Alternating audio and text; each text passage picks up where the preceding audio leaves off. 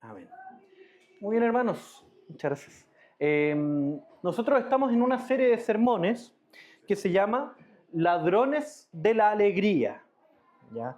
La intención de la serie de sermones, llamada Ladrones de la Alegría, así como bien dice el nombre, es mostrar una serie de prácticas, emociones o atacantes externos que se roban la sonrisa de nuestro rostro, que se roban precisamente ese corazón alegre que nosotros entonábamos, que se roban ese corazón alegre propio del cristiano, ese gozo que está en nuestro corazón, y nos transforma en personas amargadas, ¿ya? Amargadas, y no solo amargadas como nosotros lo imaginamos, de esa persona de rostro duro, sino que aquella persona que no logra disfrutar de la comunión con Dios y no logra disfrutar de las bendiciones que Dios da a su vida. Es decir, estos ladrones de la alegría lo que hacen es distanciarnos de Dios. Por eso creemos importante esta serie, porque queremos que nuestra iglesia sea una iglesia que nos acerque a Dios, que forme cristianos que disfrutan de la presencia de Dios en cada minuto de su vida. El día domingo pasado, nosotros vimos la ingratitud a través de la carta a los Filipenses, tomamos algunos textos y vimos cómo la ingratitud se roba la alegría de nuestra vida. Porque empieza a darnos esta idea de que somos nosotros los que conseguimos todas las cosas o son nuestras incapacidades las que no nos permite conseguir cosas. ¿Ya? Y por lo tanto, como nos distanciamos de Dios, nos ponemos a nosotros por sobre Dios, dejamos de tener una necesidad de Dios y dejamos de verlo en nuestra vida. La ingratitud permite o hace con que dejemos de ver a Dios en nuestra vida. Y el día de hoy, nosotros vamos a ver los afanes de la vida. Vamos a ver cómo el miedo al futuro es un ladrón de la alegría. Es lo que en términos del día de hoy, esas son las palabras bíblicas que se usan para este tipo de cosas. Afanes de la vida, el miedo al futuro, etcétera, etcétera. Pero hay palabras modernas para eso. Por ejemplo, está muy de moda la ansiedad. Es que estoy con ansiedad. Es que no, me genera ansiedad tal cosa. ¿Ya? Es lo mismo. Solo que son palabras que se usan en psicología y nos afectan y todo lo demás. Otra palabra muy utilizada para los afanes, para el miedo al futuro, es estrés. Una palabra muy conocida en nuestro tiempo. De hecho, si nosotros vamos a las encuestas en nuestro país, a las famosas encuestas que son de moda en estos tiempos de elecciones, vamos a ver que, por ejemplo, si hablamos de ansiedad, un 25% de la población chilena se ha visto afectado y ha visto robado su corazón por la ansiedad. Donde de ese 22%, o mejor dicho, del 100% de la población, un 17%, ya bajando un poquito, ha mostrado cómo la ansiedad ha generado que ellos no puedan salir de la casa. Han tenido episodios de ansiedad que no les han permitido ir a trabajar, que no les ha permitido tomar decisiones, que no les ha permitido vivir. Y si nosotros cambiamos la palabra ansiedad en esta búsqueda de encuestas, también dentro de nuestro país, y la cambiamos por estrés, el porcentaje se dispara. Y ya no es un 20% de la población, sino que es un 73% de la población y aumentando, que se ha visto afectado por el estrés. Y un estrés en la misma dinámica, que no te deja vivir, que no te deja avanzar, que no te deja tomar decisiones, que se roba la alegría de tu corazón. Y vamos a ver hoy día en Mateo cómo esto se ve reflejado y cómo nosotros podemos luchar en contra de ese estrés, en contra de la ansiedad, en contra de los afanes de este mundo. Vamos a Mateo capítulo 6, versículos 25 en adelante. Dice así, Mateo 6, ahí puede abrir su Biblia, puede abrir su celular para ir acompañando la lectura, ¿ya? Y pueda mantenerlo ahí a la medida que vamos avanzando en el sermón. Dice así, Mateo 6, versículo 25 en adelante. Por tanto, os digo que no os afanéis por vuestra vida, qué habéis de comer o qué habéis de beber, ni por vuestro cuerpo, qué habéis de vestir. ¿No es la vida más que el alimento y el cuerpo más que el vestido? Mirad pues las aves del cielo, que no siembran, ni ciegan, ni recogen en graneros, y vuestro Padre Celestial las alimenta. ¿No valéis vosotros mucho más que ellas?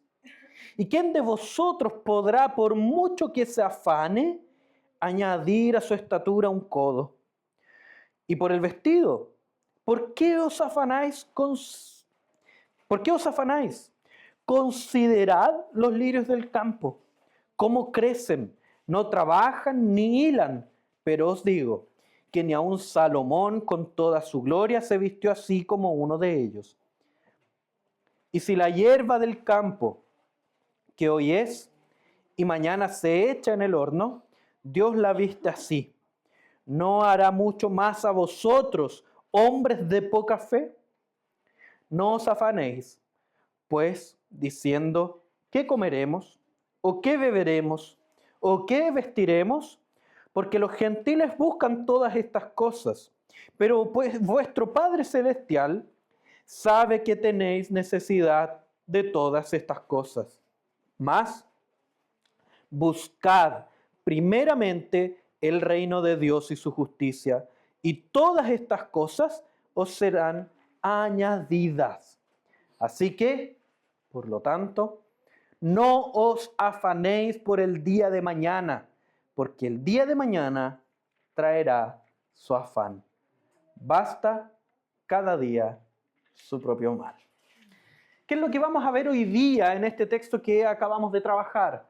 Vamos a ver que el afán llega cuando hacemos tesoros en este mundo. Y cada vez que nosotros mencionemos la palabra afán, estamos haciendo sinónimos de ansiedad, estrés, de todo eso para entender mejor, de esa preocupación que nos agobia, ¿ya? Entonces estamos hablando de este afán, de esta ansiedad, de este estrés, de esta preocupación agobiante. ¿Y cuándo llega? Cuando hacemos tesoros en esta tierra, cuando la idolatría se apodera de nuestro corazón. ¿Qué más? ¿Cómo lo enfrentamos? Porque lo que queremos saber no es cómo llega, si bien eso nos ayuda, pero cómo solucionamos una vez que ya llegó ese afán, una vez que ya nuestro corazón fue robado, nuestra alegría ya fue robada. ¿Cómo enfrentamos esto? Llenando nuestro corazón de lo que Dios hace. Y no solo solucionamos este problema llenando nuestro corazón con lo que Dios hace, sino que también lo enfrentamos este afán, enfrentamos esta ansiedad al obedecer a Dios en nuestro día a día. ¿Ya? Entonces este texto nos va a entregar dos herramientas. Primero, ver lo que Dios hace y después nosotros hacer lo que Dios manda. Fíjense cómo el hacer, el actuar forma parte de ello. ¿Ya? Avancemos con cada uno de estos elementos. El afán llega cuando nos hacemos tesoros en este mundo. Versículo 25 del texto. Por tanto os digo, no os afanéis por vuestra vida, qué habéis de comer, qué habéis de beber, ni por vuestro cuerpo, qué habéis de vestir. ¿No es la vida más que el alimento y el cuerpo más que el vestido? Este texto, si nosotros empezamos a mirar hacia atrás, está precisamente posterior a un momento en que la palabra de Dios o que Cristo mismo está hablando acerca de tesoros en esta tierra. Está hablando de idolatría, está hablando de dinero, está hablando de prácticas cristianas, está dentro del famoso Sermón del Monte. ¿Ya? Si nosotros vamos hacia atrás, vamos a ver cómo este texto en los versículos 19 en adelante dice, no os hagáis, mismo capítulo 6, versículo 19, no os hagáis tesoros en la tierra donde la polilla y el orín corrompen, y donde ladrones minan y hurtan, sino haceos tesoros en el cielo, donde ni la polilla ni el orín corrompen, y donde ladrones no minan ni hurtan, porque donde esté vuestro tesoro, allí también estará vuestro corazón. Después empieza a hablar en relación también a estos tesoros en la tierra, es cómo nosotros creamos estos tesoros en la tierra. ¿Ya? Hablando de los ojos, de cómo nosotros codiciamos con los ojos las realidades de otros, las vivencias de otros. Y así vamos atesorando cosas, guardando ídolos en el corazón. ¿Ya? Y este texto, el versículo 25, empieza con el por tanto. Entonces les está mandando a no hacer tesoros en la tierra, y es ahí donde concluye diciendo, por lo tanto, no os afanéis. Mostrando cómo el afán llega, nuevamente afán, sinónimo de ansiedad, estrés, esta ansiedad, este estrés, este corazón agobiante, llega a nuestra vida cuando nosotros hacemos tesoros en esta tierra. Y tesoros en esta tierra hace referencia directa a las cosas que podemos codiciar. Hace referencia directa al 10º mandamiento. 10º mandamiento que empieza diciendo, no codiciarás la mujer de tu prójimo, pero después el texto continúa y empieza a hablar de las cosas del prójimo, la vivienda del prójimo, los recursos del prójimo, todas las cosas que el prójimo pueda tener y poseer. Y es ahí donde nuestro corazón camina en esa dirección. Entonces, cuando nosotros pasamos por momentos de ansiedad, cuando pasamos por momentos... Ahí se me quedó pegado el título de ingratitud. Les pido disculpas. Cuando pasamos por momentos de ansiedad, cuando pasamos por momentos de estrés, es porque probablemente en nuestra vida lo que hayamos hecho es precisamente empezar a codiciar cosas, empezar a codiciar viviendas, empezar a codiciar cosas que otros tienen. Y lo que estemos haciendo con nuestra vida es hacer tesoros en esta tierra. ¿Y qué es hacer tesoros en esta tierra? Es poner la esperanza y felicidad en las cosas que estamos deseando. Es poner el sentido y dirección y propósito de tu vida en esas cosas que estás anhelando. Que pueden ser salud, que pueden ser una situación económica determinada, que puede ser un estatus o un estado de vida que uno anhele, o incluso objetos que podamos desear. Y cómo nosotros sujetamos la transformación de nuestra vida, la felicidad de nuestra vida a esas cosas.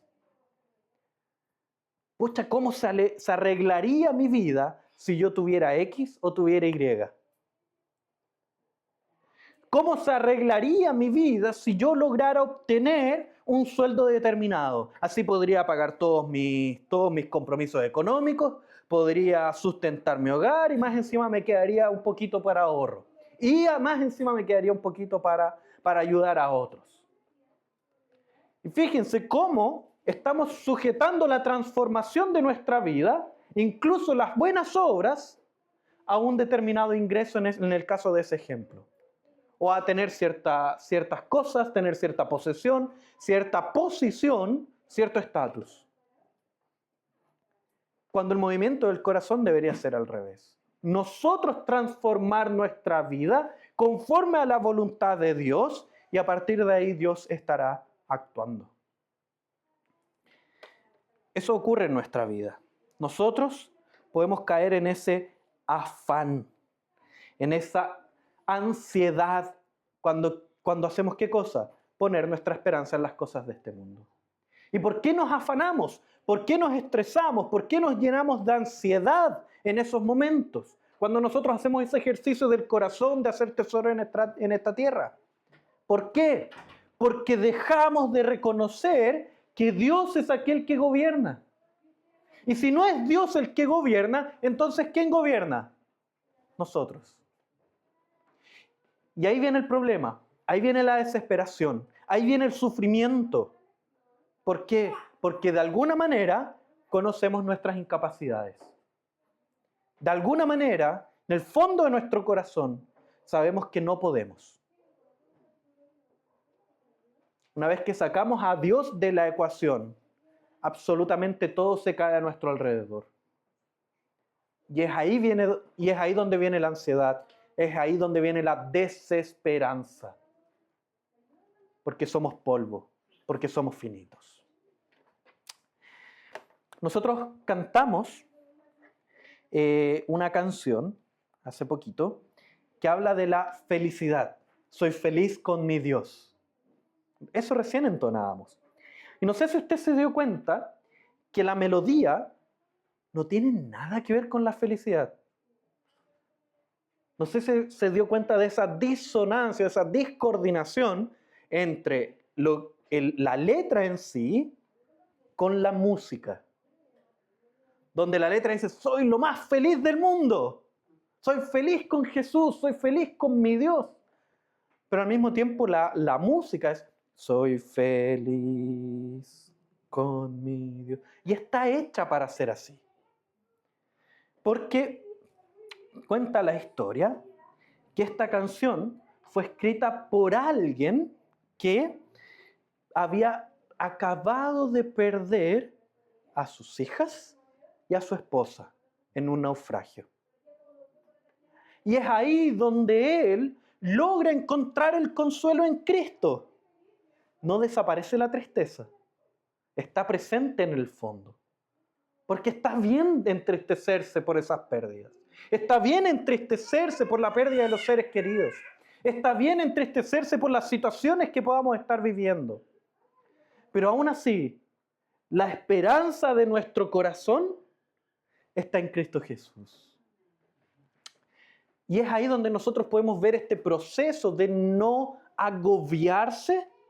¿Por qué? Porque estamos haciendo tesoros en los cielos y no en esta tierra. Pero el texto continúa y nos empieza a mostrar cómo enfrentamos esto. Cómo es que el autor de este himno pudo traer esa esperanza a su corazón. Y el primer ejercicio es llenando nuestro corazón de lo que Dios hace. ¿Cómo nosotros enfrentamos la ansiedad? ¿Cómo enfrentamos el estrés? Observando, obligándonos a abrir los ojos a lo que Dios hace en nuestra vida y en todo lo que nos rodea. Fíjense, versículo 26 en adelante, cómo inicia diciendo, mirad, un imperativo, miren estas cosas. Y después, cuando en el versículo 28, después de preguntar, dice, considerad los lirios del campo. Y ese considerad también es miren. Es un imperativo que dice miren.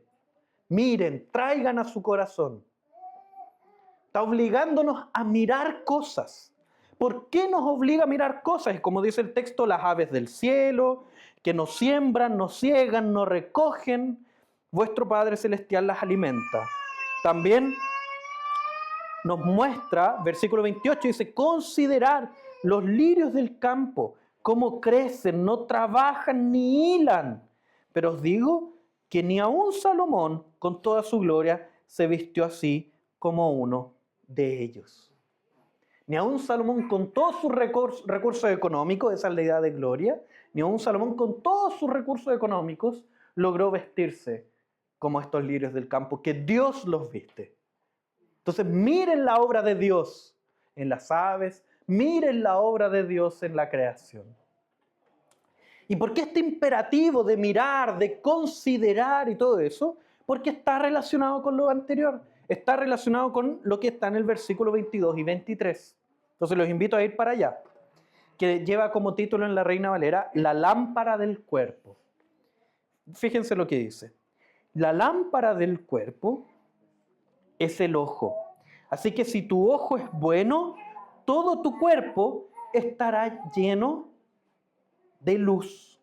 Pero si tu ojo es maligno, todo tu cuerpo estará en tinieblas. Así que si la luz que en ti hay es tinieblas, ¿cuánto no serán las mismas tinieblas?